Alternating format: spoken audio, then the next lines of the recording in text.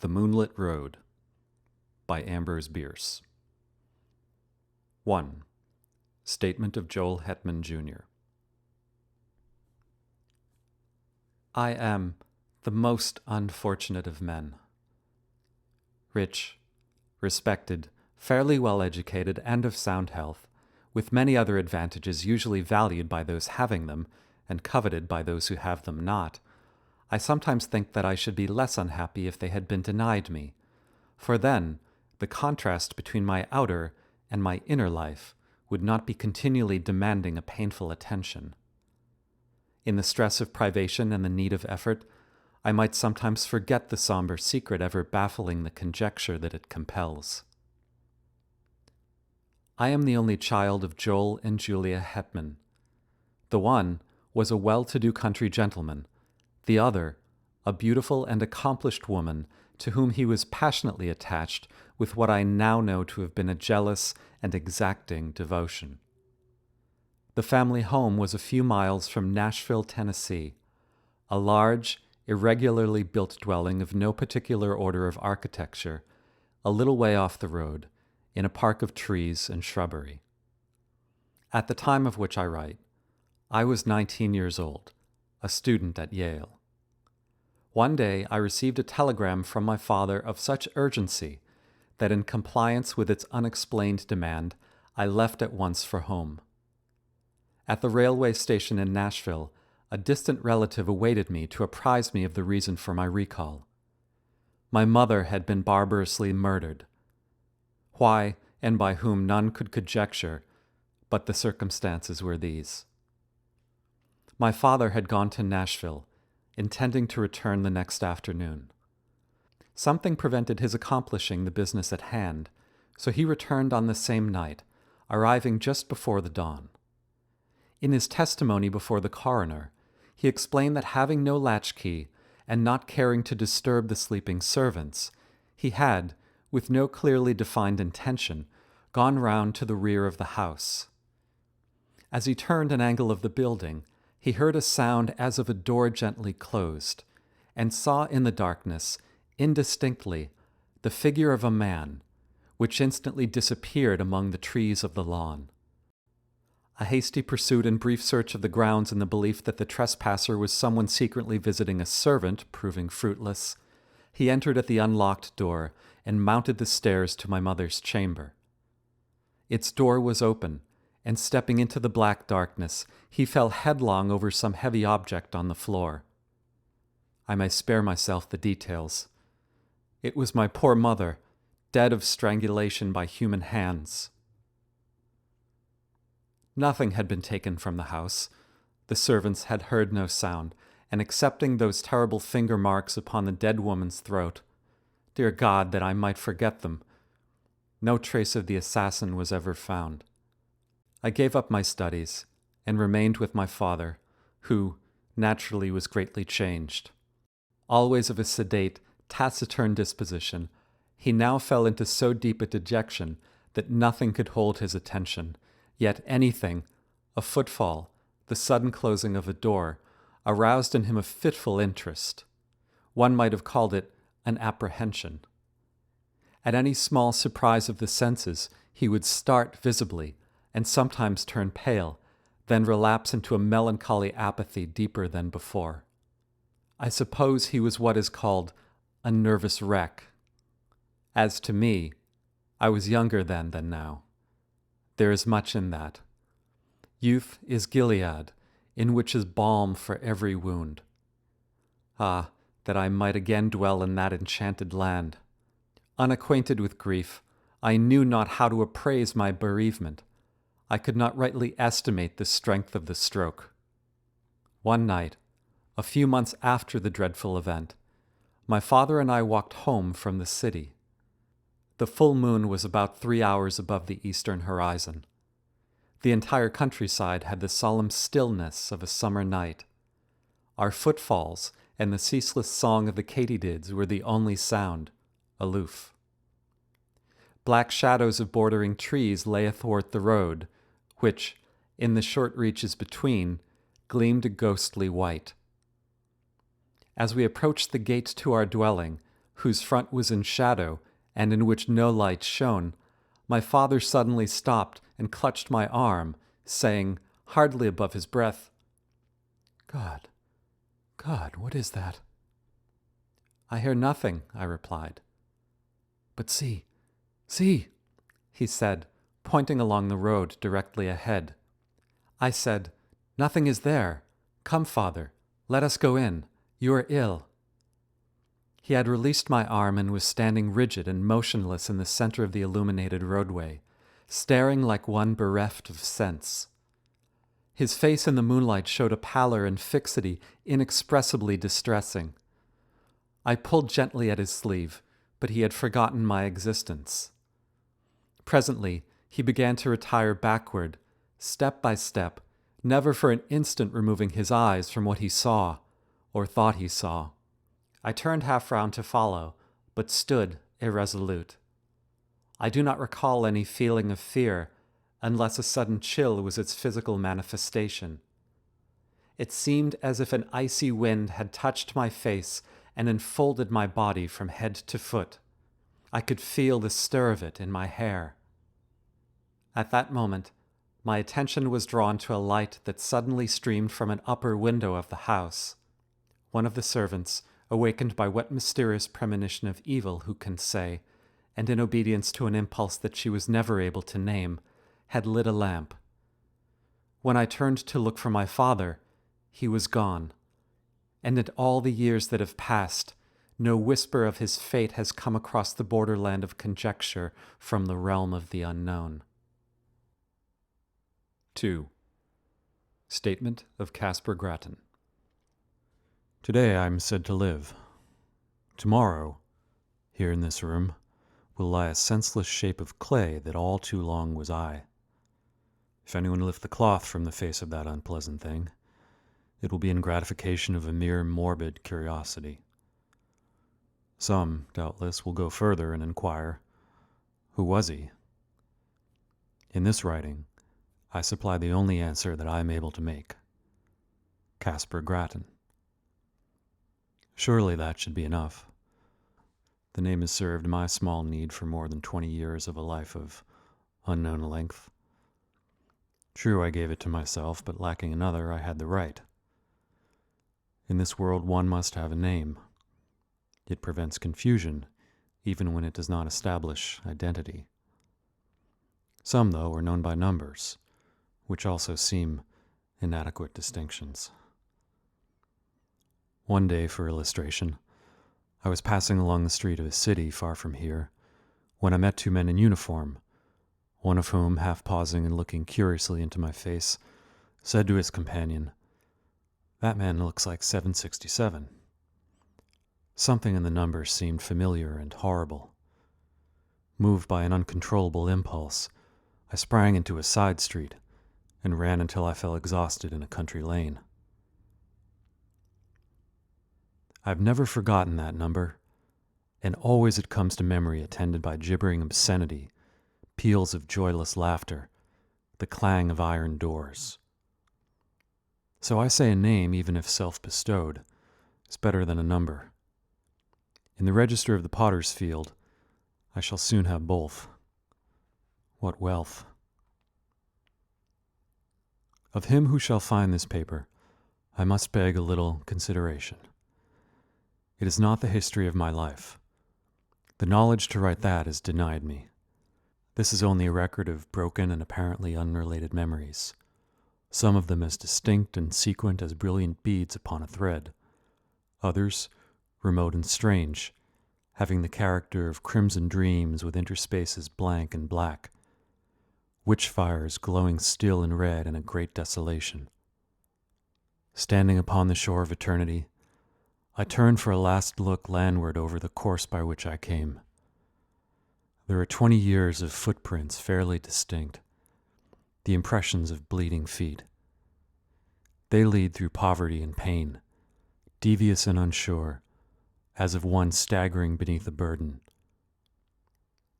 Remote, unfriended, melancholy, slow. Ah, the poet's prophecy of me. How admirable, how dreadfully admirable. backward beyond the beginning of this Via Dolorosa, this epic of suffering with episodes of sin, I see nothing clearly. It comes out of a cloud. I know that it spans only 20 years, yet I'm an old man. One does not remember one's birth. One has to be told. But with me, it was different. Life came to me full-handed and dowered me with all my faculties and powers. Of a previous existence, I know no more than others, for all have the stammering intimations that may be memories and may be dreams.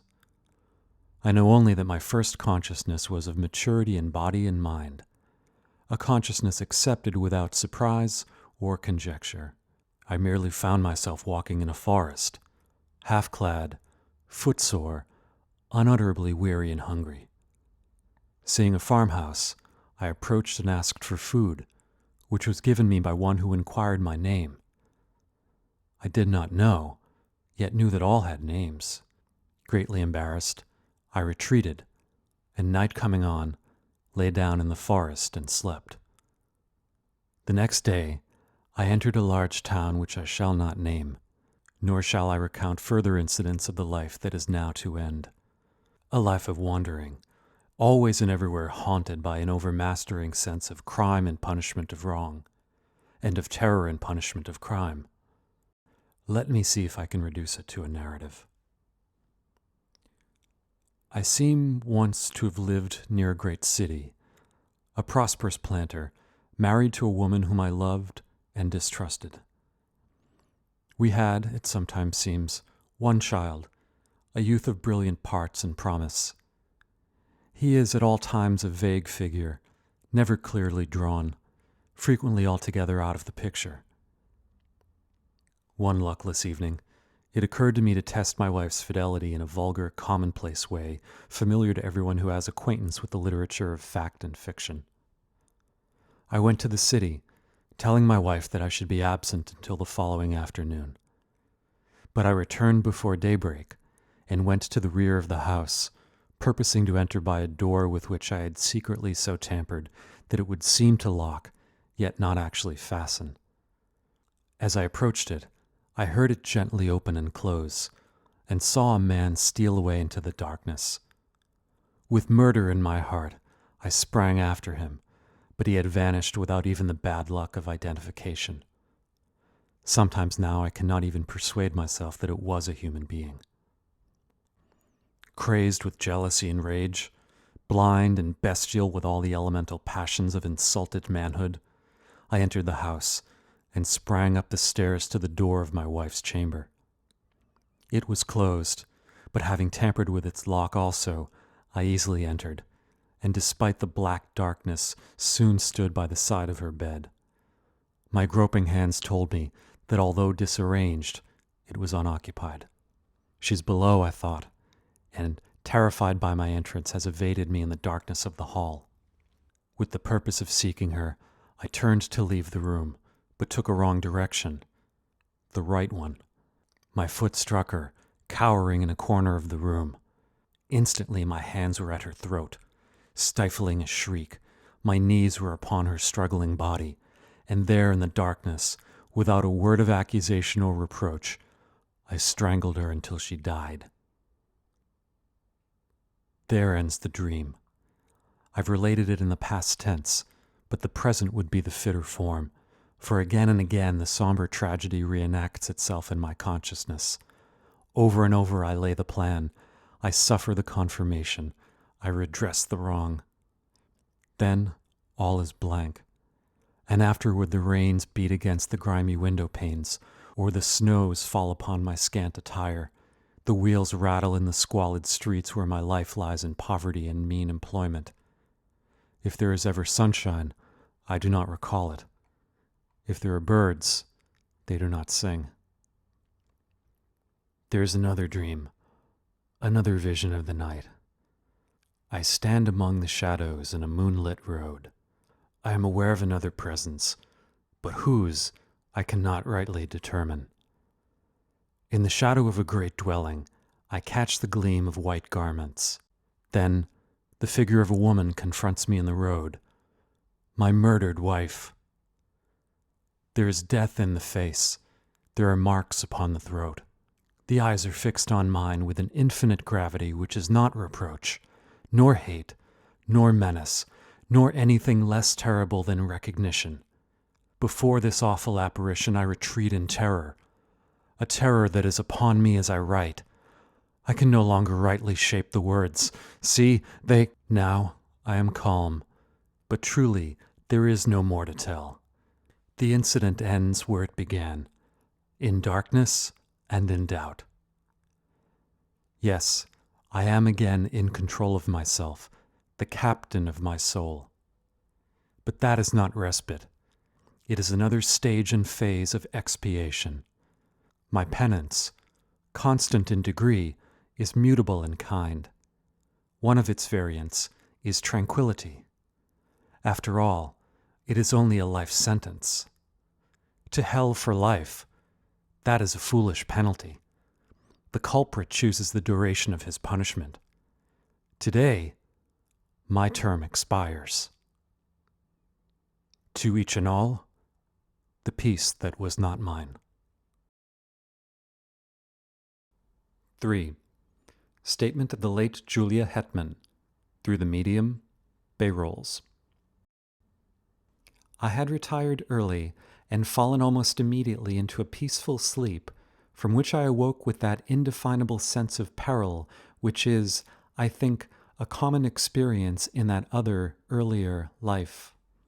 Of its unmeaning character, too, I was entirely persuaded, yet that did not banish it. My husband, Joel Hetman, was away from home. The servants slept in another part of the house. But these were familiar conditions. They had never before distressed me. Nevertheless, the strange terror grew so insupportable that, conquering my reluctance to move, I sat up and lit the lamp at my bedside. Contrary to my expectation, this gave me no relief. The light seemed rather an added danger, for I reflected that it would shine out under the door, disclosing my presence to whatever evil thing might lurk outside. You that are still in the flesh, subject to horrors of the imagination, think what a monstrous fear that must be which seeks in darkness security from malevolent existences of the night. That is to spring to close quarters with an unseen enemy, the strategy of despair. Extinguishing the lamp, I pulled the bedclothing about my head and lay trembling and silent, unable to shriek, forgetful to pray. In this pitiable state, I must have lain for what you call hours. With us, there are no hours. There is no time. At last it came, a soft, irregular sound of footfalls on the stairs. They were slow, hesitant, uncertain, as of something that did not see its way.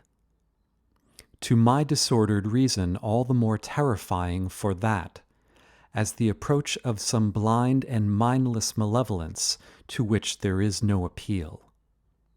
I even thought that I must have left the hall lamp burning, and the groping of the creature proved it a monster of the night. This was foolish and inconsistent with my previous dread of the light, but what would you have? Fear has no brains. It is an idiot. The dismal witness that it bears and the cowardly counsel that it whispers are unrelated. We know this well, we who have passed into the realm of terror, who skulk in eternal dusk among the scenes of our former lives, invisible even to ourselves and one another, yet hiding forlorn in lonely places, yearning for speech with our loved ones, yet dumb, and as fearful of them as they of us. Sometimes the disability is removed, the law suspended. By the deathless power of love or hate, we break the spell. We are seen by those whom we would warn, console, or punish. What form we seem to them to bear, we know not. We know only that we terrify even those whom we most wish to comfort, and from whom we most crave tenderness and sympathy. Forgive, I pray you, this inconsequent digression by what was once a woman. You who consult us in this imperfect way, you do not understand. You ask foolish questions about things unknown and things forbidden. Much that we know and could impart in our speech is meaningless in yours. We must communicate with you through a stammering intelligence in that small fraction of our language that you yourselves can speak. You think that we are of another world. No, we have knowledge of no world but yours, though for us it holds no sunlight, no warmth, no music, no laughter, no song of birds, nor any companionship. O God, what a thing it is to be a ghost, cowering and shivering in an altered world, a prey to apprehension and despair. No, I did not die of fright. The thing turned and went away. I heard it go down the stairs, hurriedly, I thought, as if itself in sudden fear. Then I rose to call for help. Hardly had my shaking hand found the doorknob when, merciful heaven, I heard it returning. Its footfalls as it remounted the stairs were rapid, heavy, and loud. They shook the house. I fled to an angle of the wall and crouched upon the floor. I tried to pray. I tried to call the name of my dear husband. Then I heard the door thrown open. There was an interval of unconsciousness, and when I revived, I felt a strangling clutch upon my throat, felt my arms feebly beating against something that bore me backward, felt my tongue thrusting itself from between my teeth. And then I passed into this life. No, I have no knowledge of what it was. The sum of what we knew at death is the measure of what we know afterward of all that went before. Of this existence we know many things, but no new light falls upon any page of that. In memory is written all of it that we can read. Here are no heights of truth overlooking the confused landscape of that dubitable domain. We still dwell in the valley of the shadow, lurk in its desolate places, peering from brambles and thickets at its mad, malign inhabitants. How should we have new knowledge of that fading past? What I am about to relate happened on a night. We know when it is night, for then you retire to your houses, and we can venture from our places of concealment to move unafraid about our old homes, to look in at the windows, even to enter and gaze upon your faces as you sleep. I had lingered long near the dwelling where I had been so cruelly changed to what I am, as we do while any that we love or hate remain. Vainly I had sought some method of manifestation, some way to make my continued existence and my great love and poignant pity understood by my husband and son. Always if they slept they would wake. Or, if in my desperation I dared approach them when they were awake, would turn toward me the terrible eyes of the living, frightening me by the glances that I sought from the purpose that I held. On this night I had searched for them without success, fearing to find them. They were nowhere in the house, nor about the moonlit dawn. For although the sun is lost to us forever, the moon, full-orbed or slender, remains to us. Sometimes it shines by night, sometimes by day, but always it rises and sets, as in that other life. I left the lawn and moved in the white light and silence along the road, aimless and sorrowing. Suddenly, I heard the voice of my poor husband in exclamations of astonishment, with that of my son in reassurance and dissuasion. And there, by the shadow of a group of trees, they stood, near, so near. Their faces were toward me, the eyes of the elder man fixed upon mine. He saw me, at last. He saw me, at last. At last, he saw me. In the consciousness of that, my terror fled as a cruel dream. The death spell was broken. Love had conquered law. Mad with exultation, I shouted. I must have shouted. He sees, he sees, he will understand. Then, controlling myself, I moved forward, smiling and consciously beautiful, to offer myself to his arms, to comfort him with endearments, and, with my son's hand in mine, to speak words that should restore the broken bonds between the living and the dead. Alas, alas, his face went white with fear. His eyes were as those of a hunted animal. He backed away from me as I advanced, and at last turned and fled into the wood. Whither, it is not given to me to know. To my poor boy, left doubly desolate, I have never been able to impart a sense of my presence. Soon he too must pass to this life invisible, and be lost to me forever.